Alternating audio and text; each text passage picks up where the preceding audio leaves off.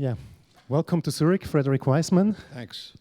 And ladies and gentlemen, dear cinephiles, on behalf of the 10th Zurich Film Festival, I would like to warmly welcome you to this ZFF Master with Frederick Wiseman. My name is Christian Jungen. I'm the film critic of the newspaper NZZ am Sonntag, and I think I'm as excited to hear Frederick talk about his career and films as you are.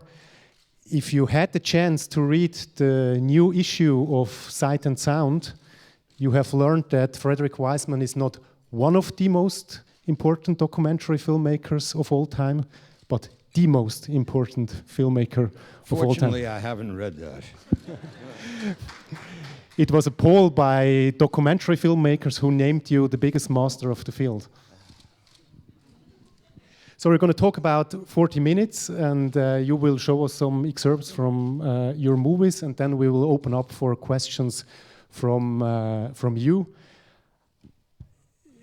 I mean, over more than 40 years, you have put together a unique body of work, and you're one of those filmmakers like Woody Allen who is really working very, very hard, almost turning out a new film every year. And I really personally wonder, why do you do this? What else is there to do? I don't know. What have you learned? It keeps me off the street. So no artistic vocation behind it? Oh, yeah, but I mean, I like doing it. I mean, it's, I'm passionately involved in it. I have the same enthusiasm for it that I had when I started in 1966. It's very interesting. It's like a continuous course in adult education where I'm the alleged adult and I get a new subject to study every year. It's hard, interesting, fascinating work. I mean, I'm lucky enough to have found something I like to do, and I continue to do it. I do it with enthusiasm and interest. And how did you become a filmmaker? I mean, you studied law, and then why did you pick up a camera? Well, my little joke about law school is that I was physically present. There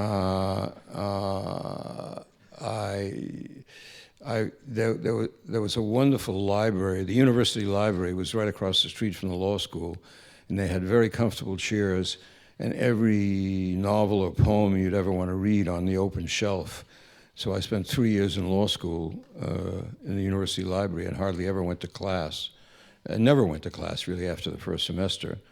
My friends would lend me their notes, and I was a quick study in the sense that I could study. I looked at their notes the night before the exam and wrote the exam and then promptly forgot everything that I'd only learned the day before. But I got a very good education at law school in English and American literature. And then you made Titicut Follies. Can you talk about why you made this film? I had the misfortune. After I finished law school, I was in the army for a couple of years, and then I lived in Paris for a couple of years. In those years, Americans who went to Paris were in their Hemingway Fitzgerald phase, as was I. Now everybody wants to be a filmmaker. And then I came back and I needed a job, and a law school in Boston hired me. I still don't understand why. And I taught law for 3 years and hated it. But one of the things I did, I taught a course in legal medicine. And to make the course more interesting for myself and for the students, I took them on field trips to criminal trials and to prisons and to mental hospitals and to hospitals for the criminally insane. And so when I decided I'd had enough of teaching and the law, it occurred to me that it might be possible to make a film about a prison for the criminally insane, where I had taken the students on field trips. And I knew the superintendent, and he liked the idea of a movie because his funding had been cut, and he had no money for any kind of programs, rehabilitation programs, or at the prison. So he became my advocate in getting permission, and it took me 1.5 years to get permission. And I got permission, and the film that emerged from that was my first documentary, Tittycut Follies. And while I was doing Tittycut Follies, I had the idea of doing an institutional series. And it seemed to me that the logical follow-on for a film about a prison for the criminally insane was a film about an American high school. And so then I continued to, in what has become this institutional series. And when you had it done, Tittycut Follies, I guess you faced charges, and there was even a trial, people saying that you showed people in disrespect because you showed them naked. Can you talk about what happened when the film was? Well, it's a long story, but when Tittycut Follies was shown, there was some officials in Massachusetts who had been instrumental in my getting permission, who felt that their political careers would be damaged when it became publicly known that they had helped me get permission. In fact, they had granted me permission. So the man who had originally given me permission at the time, in the months before the film was made, was at that time the Lieutenant Governor of Massachusetts. When the film was released, he was the Attorney General of Massachusetts, and he wanted to become the governor. And he thought his political career would be damaged because of his association with the film.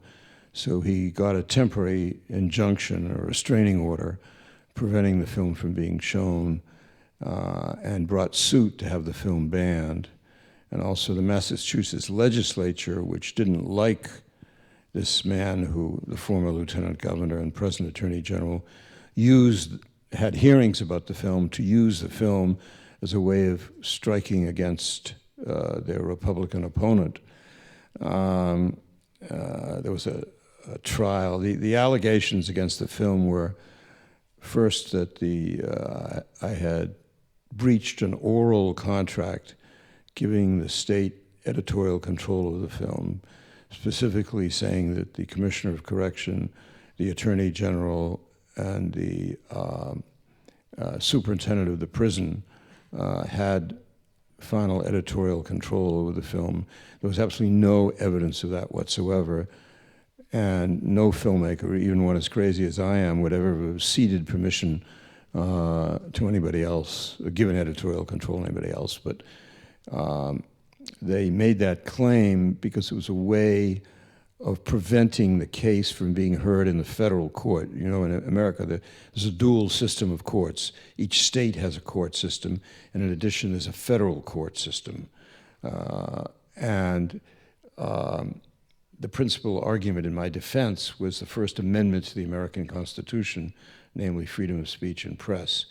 And the state of Massachusetts cooked up this theory that I had contracted away my First Amendment rights by giving editorial control to the commissioner and the superintendent and the lieutenant and the attorney general.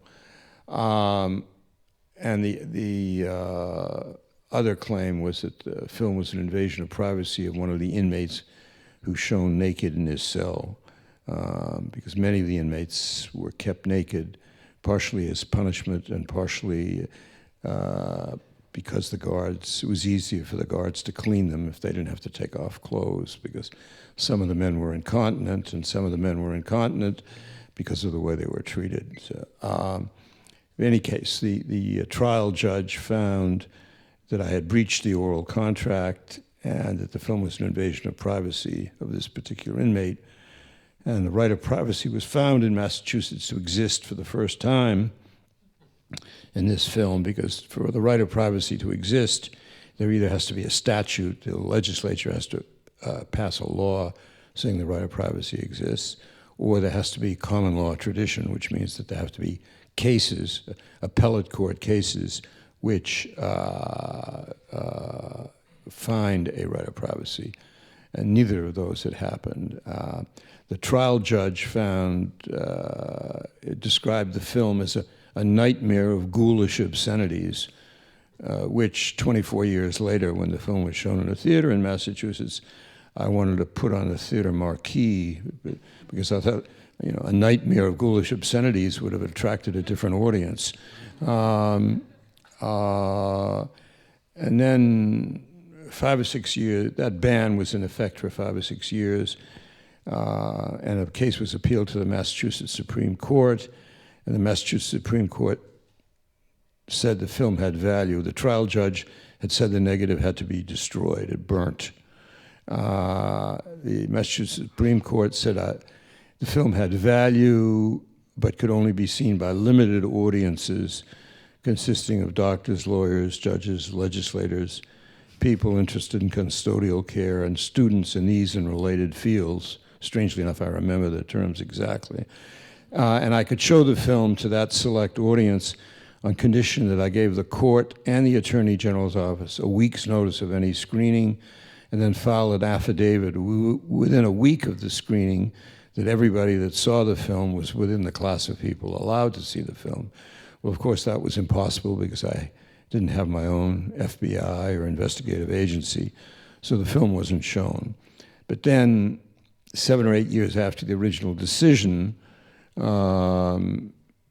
was a new Attorney General in Massachusetts, and he decided that I could show the film if the place showing the film, like a university, represented to me that the audience was within the acceptable class. So that if it was being shown at a university in Boston, if the professor who was showing the film signed a piece of paper saying that the only members of the audience were part of the class that I described, were part of, they made up the class of people that I described, I could show the film, and then I had to also sign an affidavit that I got this affidavit. But that made it easier, and for many years the film was shown on university campuses in that way. And then in the mid-1980s, the trial judge in the original trial died, and there was a headline in the Boston newspaper that said, "Titty-cut Follies Judge Dead." And I had obviously no objection to that. And we brought a case in front of a new judge who found that I could show the film if I blacked out the faces of the inmates, and my lawyer responded saying that would ruin the film, and I didn't want to do it. And would the judge reconsider? And the judge reconsidered, and 23 years later found the film was protected by the First Amendment to the Constitution guaranteeing freedom of speech and press, and the film was and is freely shown. That's a very, while it sounded like a long version, it's a very short version of a complex history. And this is the film that kickstarted your series with portraits. What is it about the institution? What is it about institution that interests you? Well, the institution, I don't have a very precise definition of an institution. First of all, they were unexplored territory in film terms, because when I started making documentaries in 1966, it had only been 7 or 8 years since the technology had been discovered that made it possible to shoot synchronous sound film without the camera and the tape recorder being linked by a cable. Somebody figured out how a crystal control unit could run the camera and the tape recorder at 24 frames a second without there being a cable between them. So that meant that you could make film with great mobility on any subject where there was available light. And that's almost every subject, except at night. So America, as in most places, was as yet unexplored in film terms. And I chose, well, as I say, the idea for the institutional series came out of doing the first on the prison for the criminally insane, and the value of picking institutions without any precise definition of an institution is that it serves the same function as the net or the lines in a tennis court, in the sense it provides boundaries, so that I can say whatever goes on in this group of buildings or this limited geographical territory is fit for inclusion in the film, and anything that takes place outside is not, or is another film. And also, I'm interested in having a look at the way institutions are run, the rules that they're run by, their internal organization, and the relationship between the people who provide services and the people who are offered services. But again, it's not any scientific or rigid definition. I mean, it's really whatever I think it is. When you started out in Europe, there were heated debates about if cinema can tell the truth, and the term cinema verite. What a boring discussion. So you don't believe that boring cinema... and pretentious. Because, I mean, the notion that cinema is the truth, or that anything is the truth, maybe if you say a tank is a tank, that's the truth, you know, except if it's on display in a museum, it isn't quite the same tank as if it's in, you know, going down a road in the Ukraine. But I never get involved in those discussions, except the way I am now. You know, everything is subjective. Everything represents a choice. To use the word truth is horribly pretentious. I mean, it's typically French term, cinema verite. And I think I make movies. Okay. Maybe you can explain your approach, how you work, and then show an excerpt of one of your films and explaining on behalf of that. Well, yeah, I mean, I some don't have to. Some people call it direct cinema, others call it the fly to the wall approach. Well, if you think Michael Moore makes films, that's fine. I mean, I think academics are the people that create categories. I really don't. I mean, there are all these horrible terms: direct cinema, cinema verite, observational cinema, fly on the wall. Fly on the wall is a particularly offensive one, because as far as I know, flies don't make many, or at least they don't make the same the variety of choices that we do.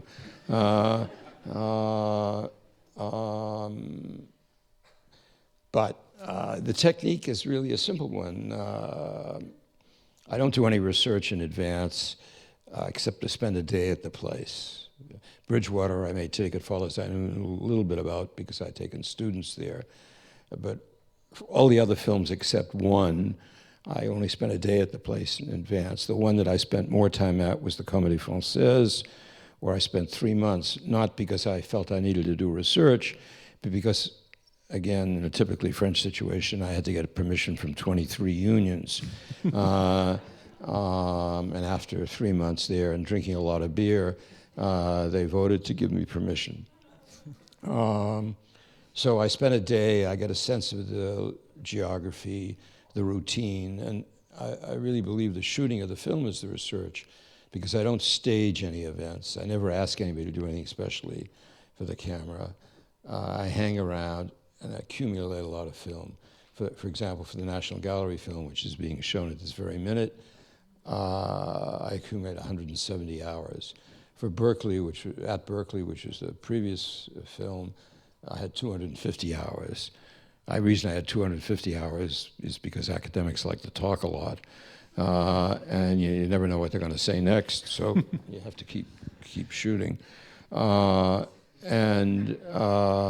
Ordinarily, it's around 100, 110 hours, which is a very high shooting ratio.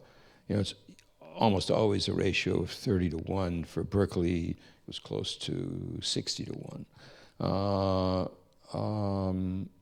And I start off with no point of view, no thesis. I simply want to accumulate material. But in Switzerland, you would have a hard time getting funding because they want to see, Sorry? In Switzerland, you would have a hard time getting funding because they want to see a script or. I know, but that's all usually. I mean, it's the same thing in France, and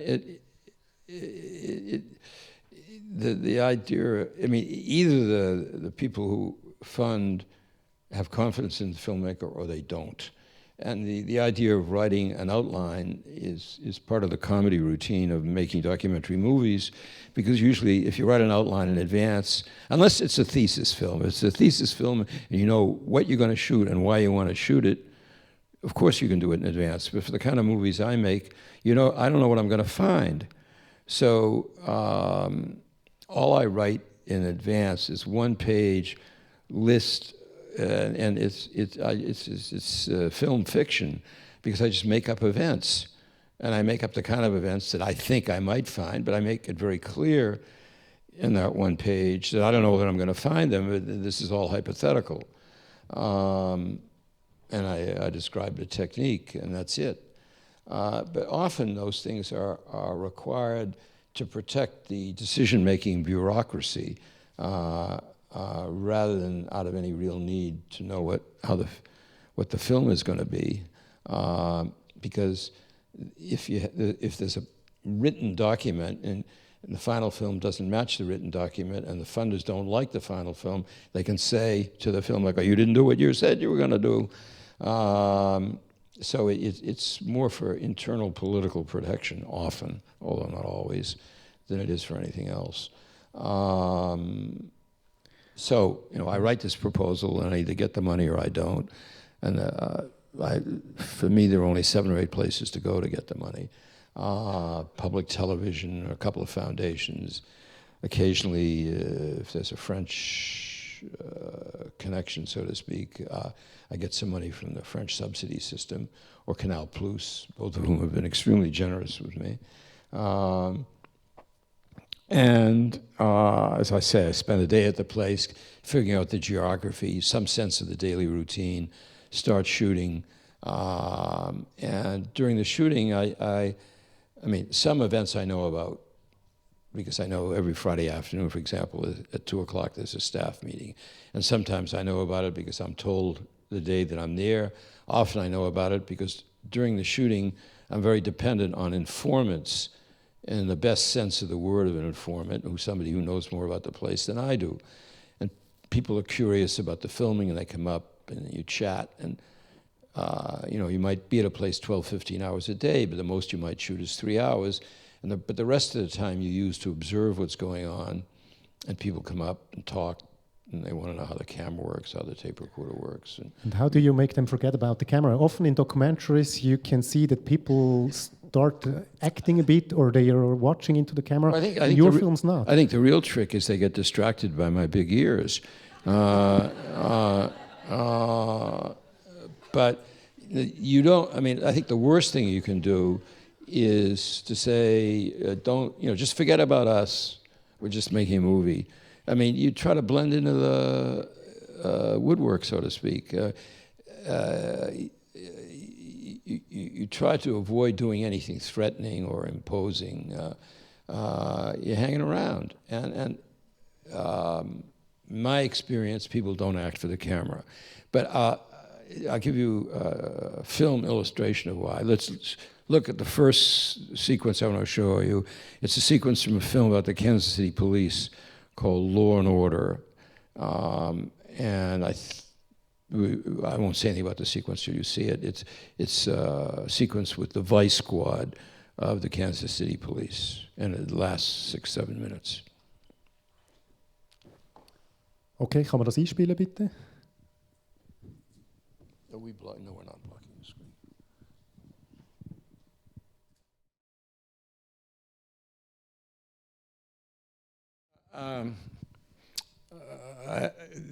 It's a bit unfair to the Kansas City Police to sort of extract that sequence out of the context of the film, but I showed it to you because you raised the question as to whether the camera changes behavior, but we can also talk about some other aspects of the sequence. I use that sequence as an illustration, a dramatic illustration of the fact that I don't think the camera changes behavior. And this sequence, in my view, is an illustration of that, because what you see, obviously, the background is in Kansas City, in order to make an arrest for prostitution, the police have to have a price and an act. And as described in the sequence, it means that the undercover policeman has to pick up the woman, go back to the hotel, get undressed, get into bed, and presumably at the last minute say, I arrest you. And that's what happened in this situation. And he was leading her out of the hotel room, and she knocked him down the stairs and fled. She fled to the basement. He got on his walkie-talkie, it was before cell phones, and called a Vice Squad. We were in the Vice Squad car, responded to the call.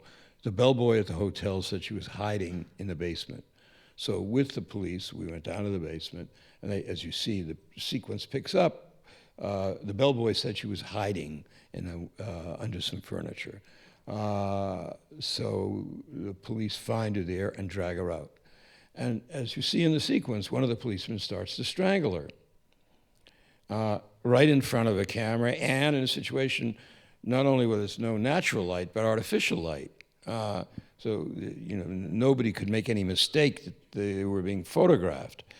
And then after, 20 or 30 seconds, he lets her go, and she says to the policeman, says to one policeman about the other policeman, he was trying to strangle me, and the other policeman says, oh no, you were just imagining that, and you just saw it.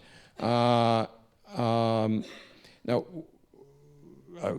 as I say, I want to discuss that scene from other points of view as well, but from the point of view of camera changing behavior, you could say, well, if a film wasn't being made, the police would have killed her. I don't think that's the case. I think what you see happening is the police introducing a new prostitute to the system, the relationship that exists between the prostitutes and police in Kansas City at that time. And the policeman says it to her. He says, don't fuck around with our boys. If you're going to get picked up, if you get picked up, just go along with it. Come down to the station house, you get fingerprinted, your picture will be taken, and you pay a fine, and you'll be back out in the street in half an hour. Now, the policeman that strangled her and the other policeman who allowed him to do that felt that that was an okay thing to do, a normal thing to do to a woman who had knocked an undercover policeman down the stairs. Now, I think that's only an extreme example of what goes on all the time during this kind of filming, that people act in ways they think are appropriate for the situation that they're in. But do you think today, and that's exactly what you want to have happen. Today it would be possible to shoot that scene in the same way? I mean, people Sorry? Today, would it be possible? I mean, people are more media savvy. They know a clip can be on YouTube. I don't know. I mean, I'm using the same system today as I used then. Well, this was 47 years ago. No, 46 years ago. So I can't answer. I haven't made another film about the police. I think it might be more difficult. On the other hand, I'm still making these films, and I still get equivalent kinds of sequences. Do you consider yourself a political filmmaker? Do I consider this a political film? Well, not political in the sense of left-right politics, because, I mean, that's why I said it's not fair to the police to show this sequence out of the context of the whole film, because there are other sequences in the film that show police being kind and generous and taking great risk. I mean, there's a sequence at the end of the film, for example, where a policeman responds to a call from the owner of a clothing store. The three young men the owner of the clothing store thinks that the young men are there because they're about to hold up the clothing store. And the policeman goes into the clothing store with a rifle and lines up the kids and pulls out pistols from their belts. If one of the kids had decided to fire back or fight back, the rifle would have done the policeman no good, because a rifle is not a weapon you can use at short range. So you see a policeman taking a great risk. And afterwards, when we went back into the police car, the policeman tried to light a cigarette, and his hand was shaking because he understood the risk he had taken. So, and you see the police in the movie doing kind things and generous things, as well as horrible things like strangling that woman. So the film is by no means an anti-police film. It's a film that I think is a fair account of the experience I had when I spent 6 weeks with the Kansas City Police. And it gets back to that issue of objectivity you raised in your question, because I substitute the word fair. And I don't have a very precise definition of fear other than my own subjective sense of what I think is fear to the experience I had when I was at the place for 6 or 8 weeks or whatever it was, and my response to the editing, which really involves studying the material anywhere from 8 months to a year in order to make a film out of the vast amount of rushes. You clearly have a sensibility for class differences, for example, at Berkeley and also in National Gallery, you show the people who have power in board meetings, but you also show the guy cleaning the corridor or the carpenter at work. Has this something to do with your youth? You grew up listening to World War II on radio. Your father was helping Jews escape from anti-Semitism. Was your worldview shaped in those times? I don't know that it has to do with anti-Semitism. Anti-Semitism always exists. It never goes away. For me, that's a given. But, I mean, I think I'm probably the first to recognize that people in any society are divided into classes. And that reflection of the class structure is in the films. Your films clearly are seen by intellectuals, film scholars. You think funny things about your film. I have no idea who sees. I mean, I hope they're seen by a wide variety of people, and not just, God forbid, just intellectuals and film scholars. But I fear most of the people who watch your films are film scholars and intellectuals. Well, they do have a small audience. Can you live of what you do? Can one live making documentary films? Can one live? Live.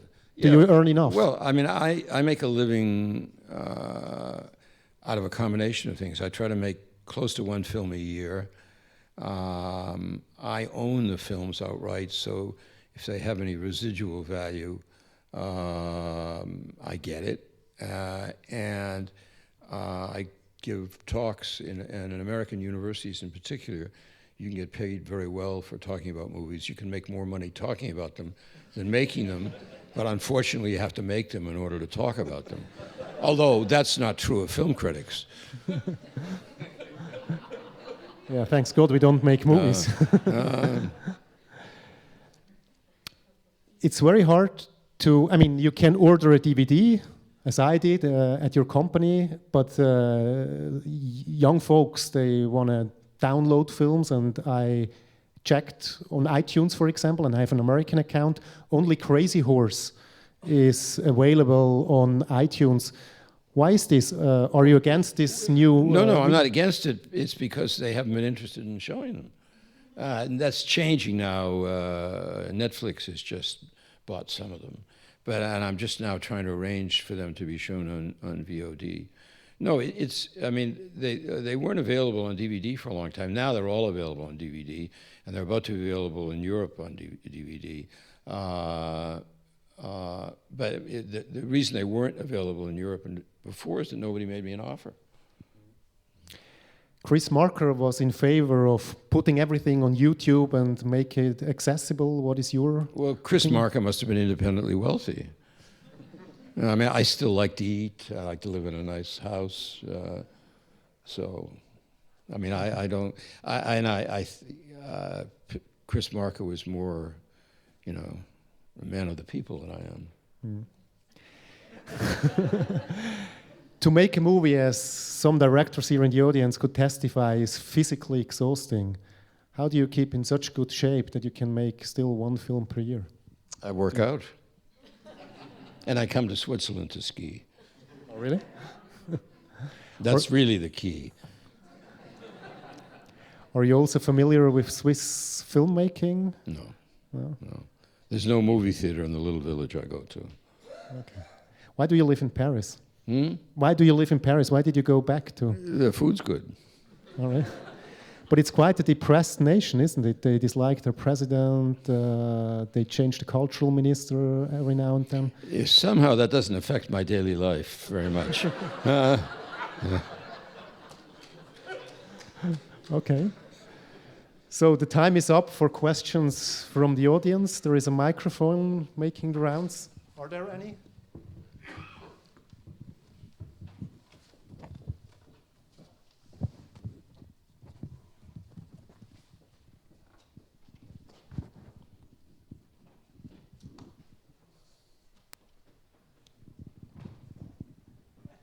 Yeah, thank you. That was excellent. Just curious, who were you sort of inspired by when you started your career? I sort of thought of Hunter Thompson, the sort of gonzo journalism, sort of reminiscent of some of the work. Hunter Thompson, certainly not. No? Okay. No, he's a good writer, but I mean, he was too drugged out for me. So two questions. Who actually inspired you when you really got started and found your voice? Well, actually, nobody did. I mean, I just like making movies. I mean, I like the idea. Like everybody else before they start, you have the fantasy that you want to be a filmmaker. Having given up my wish to be a novelist, you know, I tried second best. So, and then in that respect, what sort of really gives you the buzz and in terms of doing your work? What do you find the most satisfying moments and the most frustrating and disappointing Well, it's moments? fascinating. I mean, I wasn't kidding before when I said I have an opportunity to get out into the world, get some sense what I think is going on, have an opportunity to travel, be in lots of interesting situations. I mean, I guess the premise was that in ordinary experience, the things that are funnier, that are as funny or as sad or as tragic or as banal as the great literature. And it's not that you as a filmmaker create them. If you're lucky enough to be in a situation when they're going on and recognize them for what they are, then you have an opportunity to make dramatic narrative movies out of ordinary experience. That was the assumption wasn't that, assuming that's well formulated, it wasn't that well or that clearly formulated in the beginning, but that is the assumption. And it's interesting. I mean, in one sense, it's an adolescent dream come true. You get to ride around in police cars, you go ride around in tanks, you hang out with models or ballet dancers or actors. You know, it's great fun. I mean, I'm not minimizing the work because it's an enormous amount of work, but it's an opportunity to participate in and observe and think about what's going on in the world. What's been the bad side? Sorry? What's been the most frustrating side, the bad side? Raising the money. I mean, that's the worst part of it, and it's hard. It's always hard. But the rest of it, I mean, I'm not suggesting all aspects of it are interesting. I mean, editing one of these movies is a manic depressive special because some days you think it's the greatest thing ever done, and some days you think you're never going to finish and it's horrible, and how could you get stuck with such horrible material, etc. And neither is ever true. I mean, and the trick always is just to persevere, to sit in the seat in the editing room and get fed intravenously till the movie's done. Hello, here. Thanks for this very interesting talk. I have a question about the editing. When you shoot 100 hours of film, how do you organize it? Do you have help with looking at the material, or do you do it on your own? How you do it? Well, when I edited on film, which is up to 3 or 4 years ago, I did it all myself. Since I've started editing numerically, I have an assistant because I do the digital editing, but occasionally there's some technical aspects that I'm not very good at. But I've always done the editing myself, and the organization it's organized by subject matter. In a sense, meetings I'll give you some of the categories: street cutaways, meetings in the director's office, in National Gallery, restoration, education department, scientific department, people in the gallery, for Law and Order. You saw the brief excerpt. It was Station House, and then it was organized by the policemen whose cars that I rode around in. So each film is organized based, I mean, the rushes are organized based on the events that occur. So if I want to look at everything that happens in the police cars, it's all together. Or, and now that numerically you can organize in a variety of ways. I can have I can have access to all the rushes in the order in which they're shot, or I can have them access to them by category. And how about the dramaturgy? Do you develop How long? the dramaturgy? Do you develop it in advance, or it happens, or how does it? Well, the editing. When I come back from the editing, I look at all the rushes and I make notes about the sequences, and then that usually takes me 6 or 8 weeks to look at everything. And I used to make notes in a notebook. Now I make them on the computer. And after the first pass at all the rushes, I put aside about 50% of the material, either because I don't like it, or it's not, something technically wrong with it, or it should never have been shot in the first place, or it's boring, etc., whatever the reason may be. And then over a period of 6 or 8 months, I edit all the sequences that I think might make it into the final film, into close to final form. And then when I've done that, it's only when I've done that I begin to formally think about the structure, because I can't think about structure in the abstract. I have to figure out the consequence of putting one sequence in relationship to another. And then, after that 6 or 8 months of editing individual sequences, in 3 or 4 days, I put together the first assembly. And the first assembly is usually about 30 or 40 minutes longer than the final film. And then over a period of about another 6 weeks, I work on the internal rhythm within a sequence and the external rhythm between the sequences. And I do a lot of switching around, but I can make the changes quickly at that point because everything is in pretty much final form.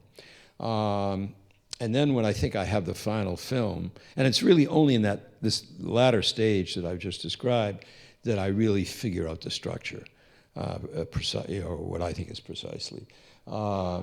And when a film works, in my view, it has to work because there has to be some relationship between the literal and the abstract. What do I mean by that? Well, in any sequence, you see people talking, information is conveyed, and you know something about what's going on at the place. But in addition to that, when a sequence is put in relation to other sequences, more general questions are raised. And those more, it's in those more general ideas that are suggested by the specific sequences that one works with the idea of metaphor or abstraction. And for a film to work, it has to work at both those levels. And those ideas only emerge in the final phases. For me, I can't edit in the abstract. I have to determine the consequences of the selections that I made and the order in which I place the sequences. Was there ever a movie where you fell into a depression because you didn't solve the problem, you didn't find the structure? Well, that hasn't happened yet. There may be people who think that's happened, but I don't think so. And then after I have what I think is the final structure, I go back and look at all the rushes all over again, because I often find a transition shot that's better than that fills a gap where I didn't have a transition and think I needed one, or I find a sequence that better explains something that I've used and that I'd forgotten, etc. And then the film is finished. Thank you. You mentioned already that you are editing since a couple of years digital. Are you shooting digital by now? Yeah, unfortunately. And did you notice change in the creative process during shooting and editing? No, I mean, there's nothing. I mean, there's a lot of nonsense about changing the creative process. In my experience, it doesn't change anything. You have to make choices. And whether you make the choices sitting at a typewriter or a keyboard, or you make the choices with a splicer in front of you and film in front of you, the need to make the choices is exactly the same, and the choices, you don't have any more or less choices. You still have to think of what they are. For me, there's a disadvantage in which I had to train myself to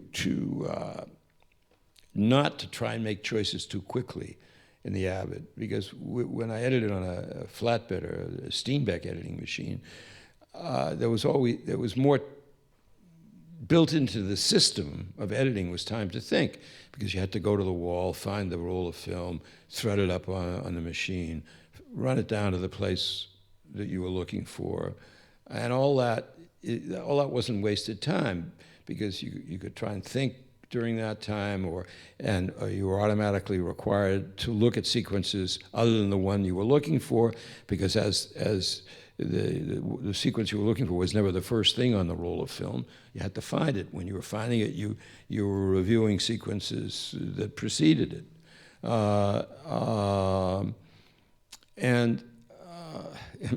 There 8 or 10 years ago, I did a movie on a state legislature in Idaho. And when it was reviewed in an American newspaper, the critic said, it would have been a much better film had I edited it on an Avid, which I thought showed a complete lack of knowledge of film editing, because the assumption was the machine made the choices.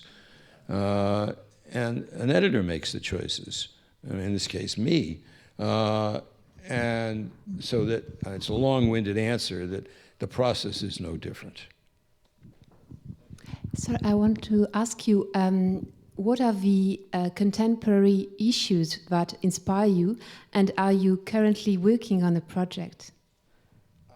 Well, I pick within the context of doing an institutional series, I always pick as a subject something that interests me at a moment when I want to do another film, and that moment is usually when I'm getting toward the end of editing the one that I'm working on, because I like always to have something to work on. At the present time,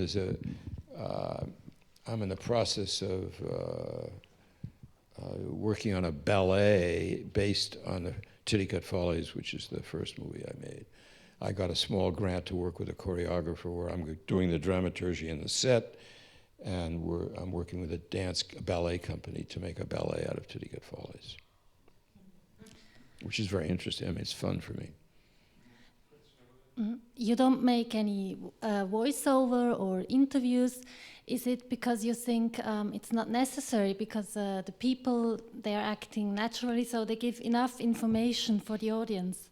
And you think... Well, there's some great films made using interviews. Marcel Ophuls, I don't know if his films are still in distribution in Switzerland. He made The Sorrow and the Pity, about the French collaboration with the Germans during the war, and Hotel Terminus, which is about Klaus Barbie, both in France and in South America. He's made a lot of great movies, but those are two particularly great ones. I'm a great admirer of his, and his movies are all interviews.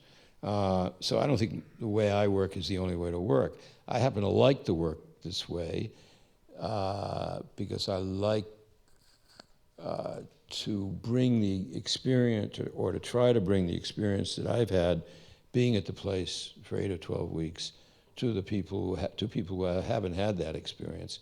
And when the film works, it works because you feel you're in the center of the events that you're seeing and hearing. I also have a horror of didacticism. I don't like to be told what to think.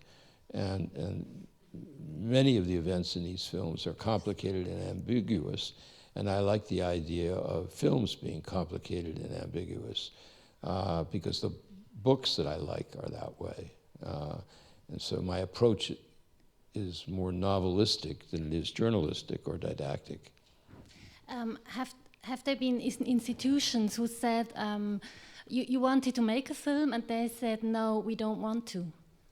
Sorry, has it ever happened that I'd like to do a subject? And yes, I started to do the film that became Law and Order in Los Angeles, and after a week shooting, was told I could do whatever I wanted except ride around in the police cars.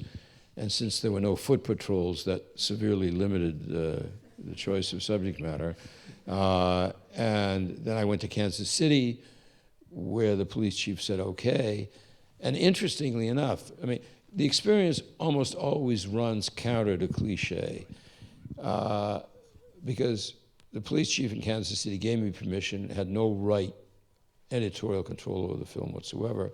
But having learned from the Titty Follies experience to have everything in writing, he signed a document saying that I had editorial control. And he was severely criticized by other police chiefs when Law and Order came out for letting me make the movie, particularly because of the strangle scene, which you just saw. And the police chief in Kansas City said to the other police chiefs, if they thought that that sort of thing didn't go on in their departments, they had their heads in the sand, which was, again, contrary to cliche, because you'd think a police chief in a big American city would want to protect himself and his force from any kind of outside criticism. And he felt quite the contrary. The police activity in a democracy should be transparent. Thank you so much. It was very enlightening for me. I'm here. As in process of editing and bringing the form. For me, when is a film? When does a film happen? Yeah, I mean, this is my question to you.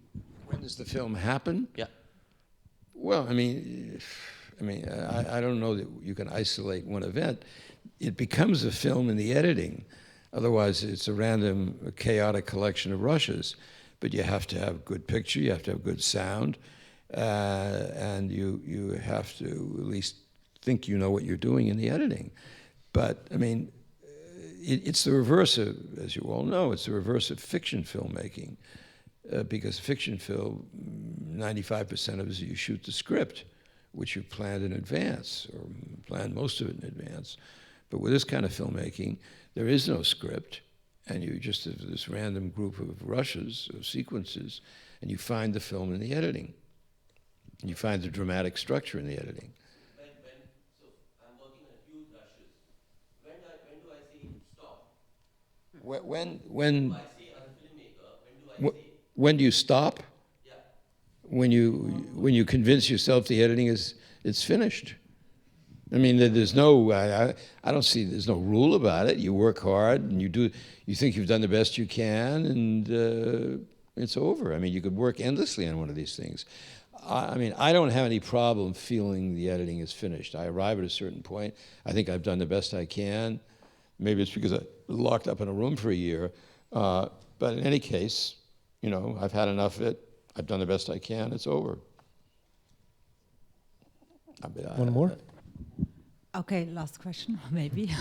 How do you convince the founders that your movies are needed to make?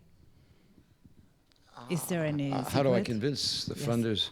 Well, I don't know. I just approach them, give them that, you know, one-page outline that I described, and you know, in the beginning I didn't have any movies to show. Now, if they want to see some, I always offer to show them any of the movies that I previously made, and some of the funders, you know, they're the people who run the foundation or the people who run public television.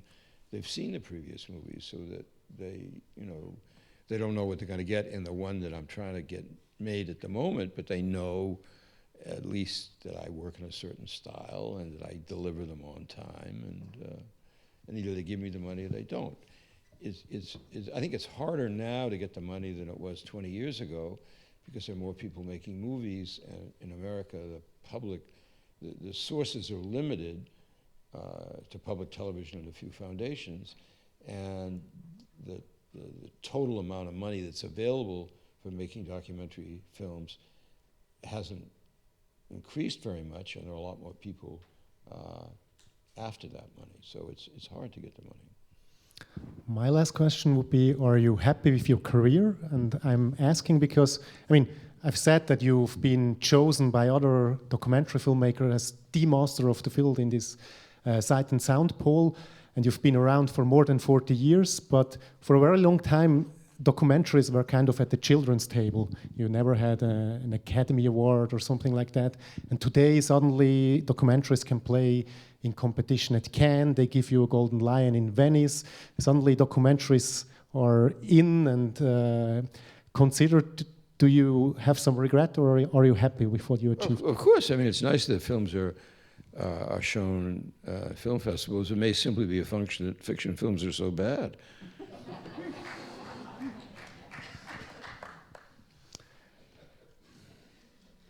Okay, that's the last word. I thank you for talking to us, Frederick Wiseman. Thank you. Thank you.